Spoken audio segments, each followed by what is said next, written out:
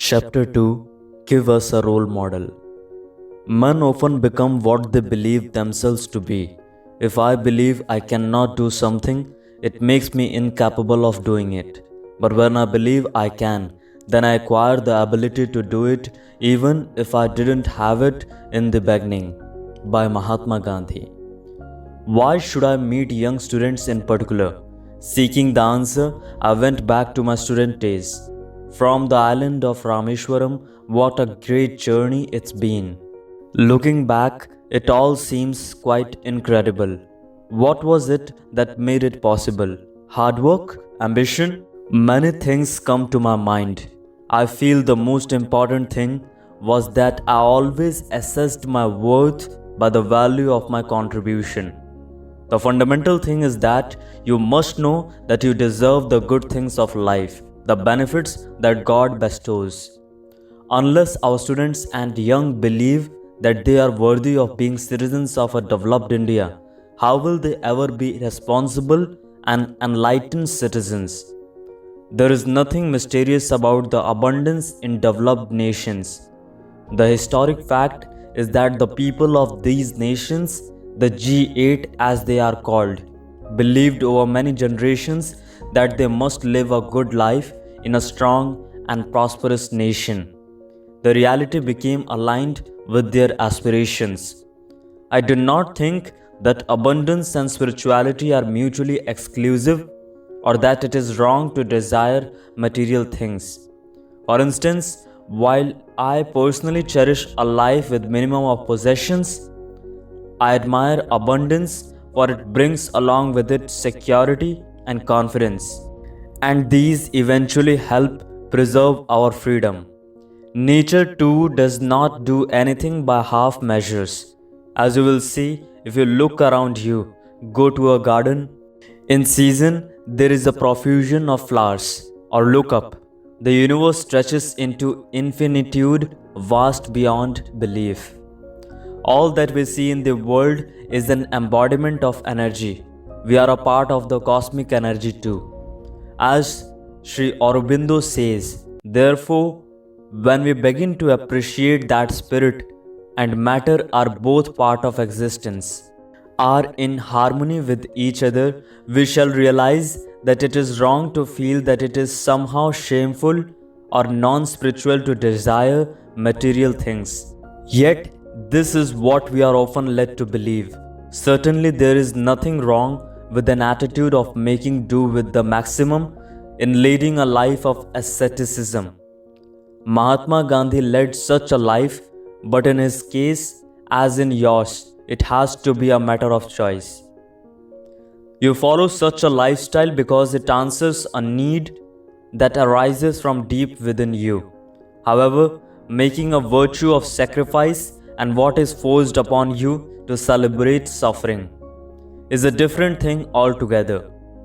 This was the basis of my decision to contact our young, to know their dreams and tell them that it is perfectly alright to dream of a good life, an abundant life, a life full of pleasures and comforts, and work for that golden era.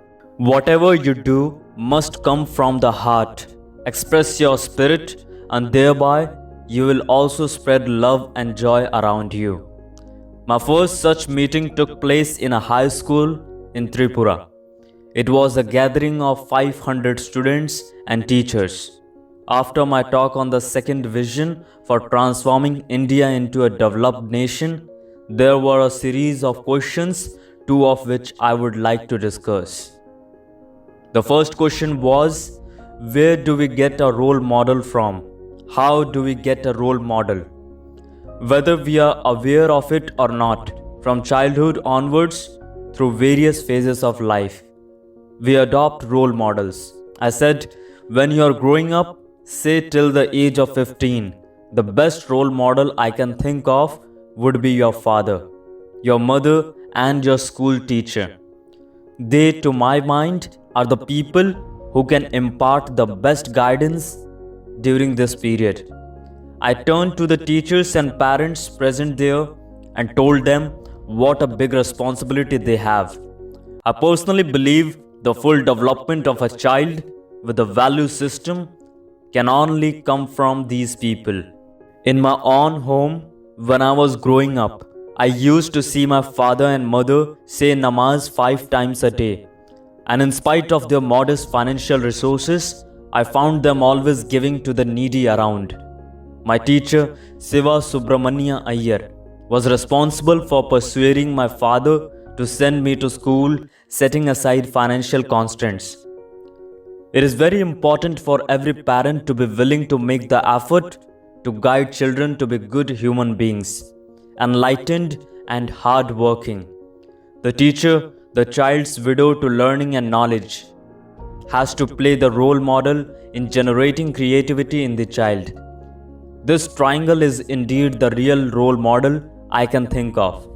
I would even go to the extent of saying that if parents and teachers show the required dedication to shape the lives of the young, India would get a new life. As it is said, behind the parents stand the school, and behind the teacher, the home. Education and the teacher-student relationship have to be seen not in business terms, but with the nation's growth in mind. A proper education would help nurture a sense of dignity and self-respect among our youth. These are qualities no law can enforce. They have to be nurtured ourselves. The children enjoyed this answer, though I don't know whether the parents and teachers got the message. Another girl, in all seriousness, asked, "Every day we read in the newspaper or hear our parents talk about Atangwadis, terrorists. Who are they? Do they belong to our country?" This question really shocked me. I myself was searching for an answer. They are our own people. Sometimes we create them through political and economic isolation, or they can be fanatics, sometimes sponsored by hostile nations, trying to disrupt normal life through terrorism. I looked at the audience, at the people sitting by my side, at the teachers, and at the sky for an answer. I said, "Children, I am reminded of our epics, the Ramayana and Mahabharata. In the Ramayana, the battle is between the divine hero Rama and the demon king Ravana. It is a long drawn battle that finally Rama wins. In the Mahabharata, there is the battle at Kurukshetra. In this fight between God and evil, Dharma wins again. The battles are many, but finally, peace triumphs. In our times too, we have seen this battle between good and evil. For instance, the Second World War. It seems to me that both good and evil will survive side by side. The Almighty does help them both to various degrees. How to minimize the evil through our spiritual growth is a question that has persisted throughout human history. On another occasion, I addressed a very large gathering of students at St. Mary's School, Dindigul in Tamil Nadu, on their 75th anniversary celebrations. Among the large number of children wishing to meet me were two who were in a hurry to get an answer from me. One student asked, "I have read your book, Wings of Fire. You always give a message to dream. Tell me why dream?" My answer was to ask the gathered children to recite the following: Dream, dream, dream. Dream transforms into thoughts. Thoughts result in actions.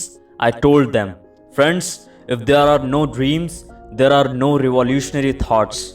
If there are no thoughts, no actions will emanate. Hence, parents and teachers should allow their children to dream. Success always follows dreams, attempted though there may be some setbacks and delays." Another boy asked, "Please tell me, who would be the first scientist in the world?" It occurred to me, science was born and survives only by questions. The whole foundation of science is questioning. And as parents and teachers well know, children are the source of unending questions.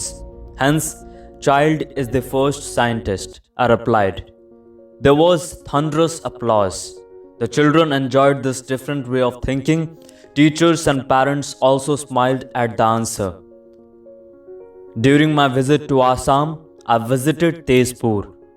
I had gone for the convocation ceremony of Tezpur University and also to receive the honorary doctorate conferred on me. After the convocation, I took off to meet school children. It was a big gathering of young people. The theme of my address was Indomitable Spirit. As soon as I finished my talk, the youngsters mobbed me for autographs. When I finished giving autographs, I faced two interesting questions. One was, why cannot water from the Brahmaputra, which is in flood much of the time, be diverted to Rajasthan or Tamil Nadu, which are starved of water? Only children will have these innovative ideas. Grown-ups tend to see more impossibilities. It was such a powerful question. I was completely beaten. I was sure even the Prime Minister would not have been able to answer it. How to tell the boy, rivers are a state subject and our states are not fighting for the rights to their waters. That these would bring them prosperity someday, but meanwhile, they were flowing wastefully into the sea and causing floods every year. How to answer it? I said, India Vision 2020 demands from the young that they start a great mission of connecting rivers cutting across the states. I personally feel the young have the most powerful minds.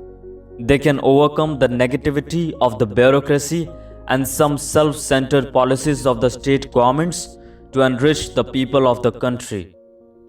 They can even improve coordination between the states and the center. And they surely will. Another student asked me a question for which again I had no ready answer. He said, Sir, big leaders in any field don't come and talk to us. Prime Minister often going to Chennai, Lucknow and many places, but he never comes here. We want him, we want to talk to him. I was impressed by this urge to communicate with the country's leaders. I said, when I reach Delhi, I will tell your dream to the leaders and your dream will come true. I later narrated this to the Prime Minister. He conceded the point and said, Children don't talk to me anymore. Maybe the security cordon has created a separation. I request our leaders in different fields to interact more with the children of the country for a better understanding of their own purpose in life, as also for helping create a better future for our children. I have visited Jharkhand a number of times after its formation.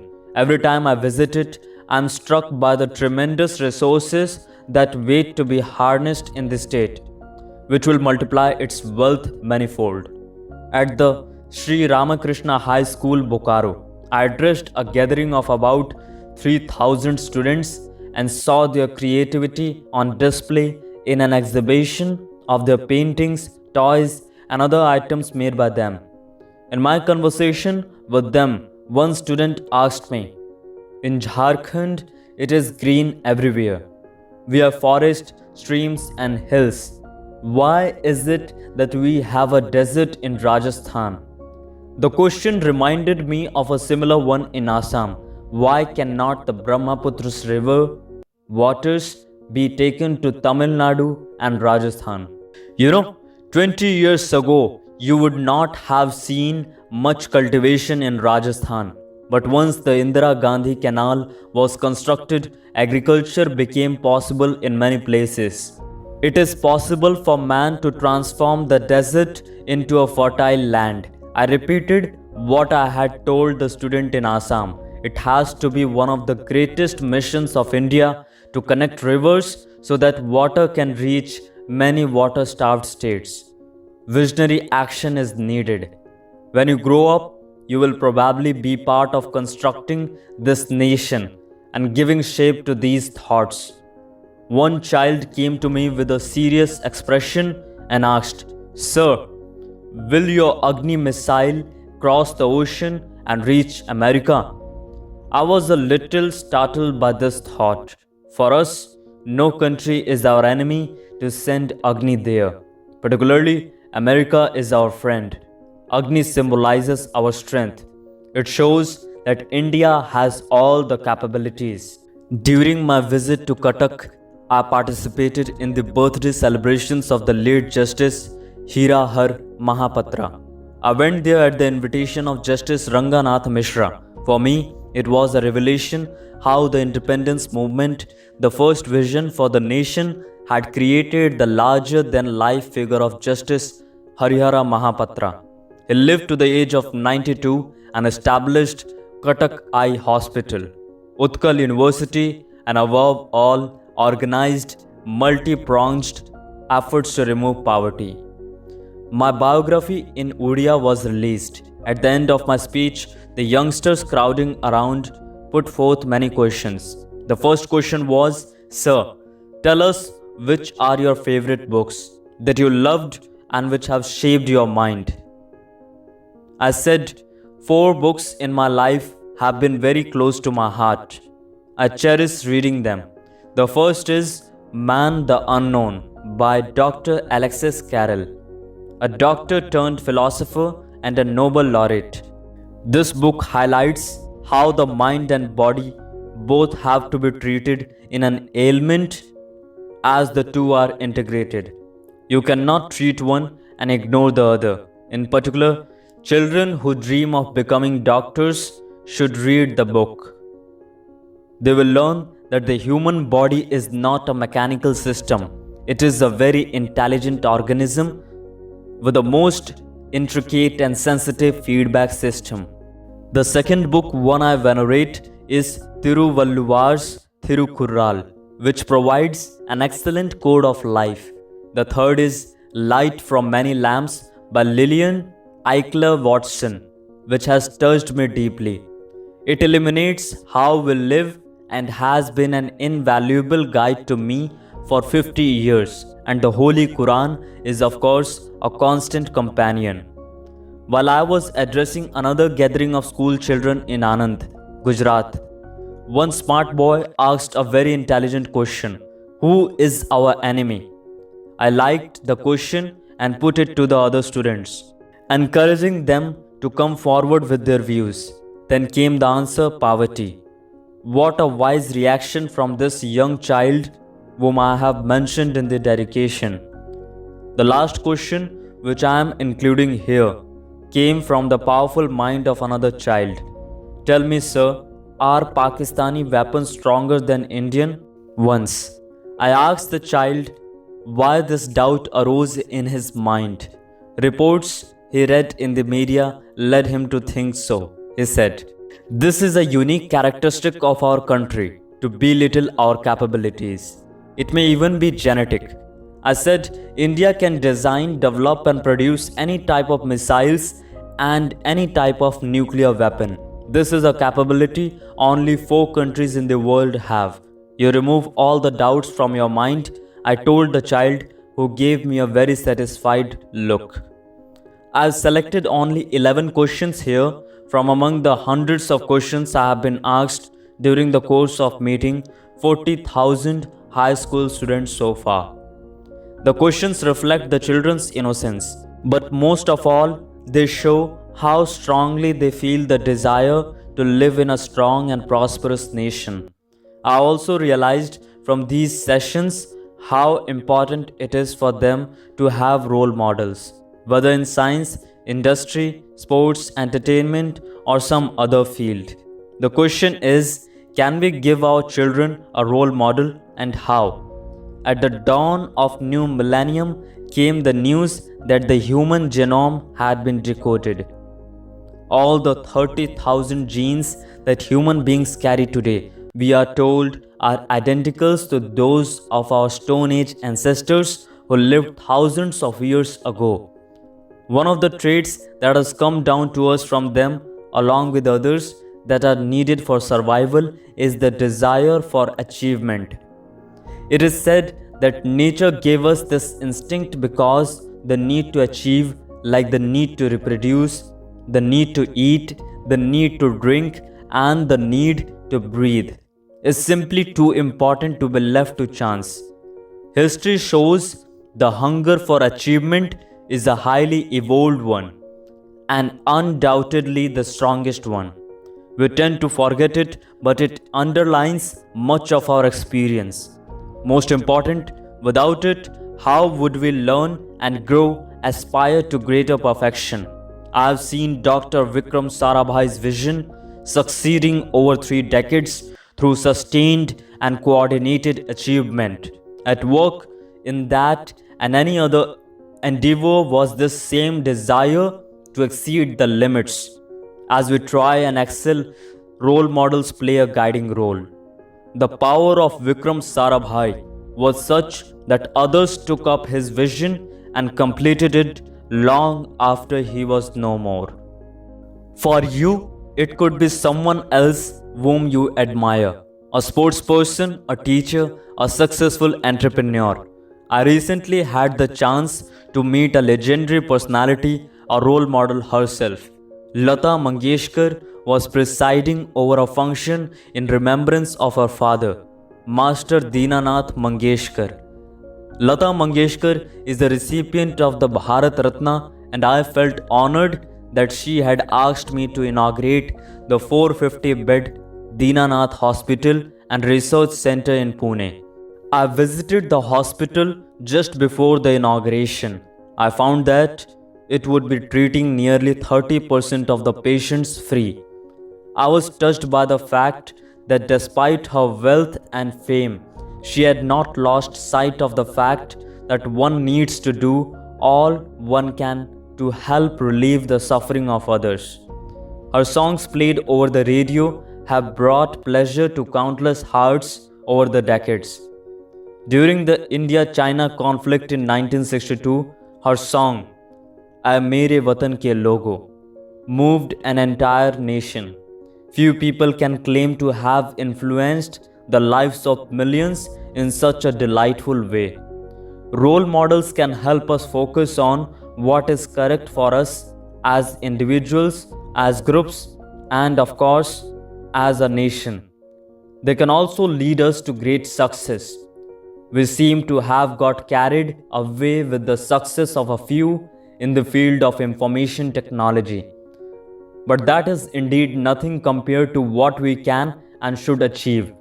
Ancient India was a knowledge society and a leader in many intellectual pursuits, particularly in the fields of mathematics, medicine, and astronomy. A renaissance is imperative for us to announce again, become a knowledge superpower rather than simply providing cheap labor in areas of high technology.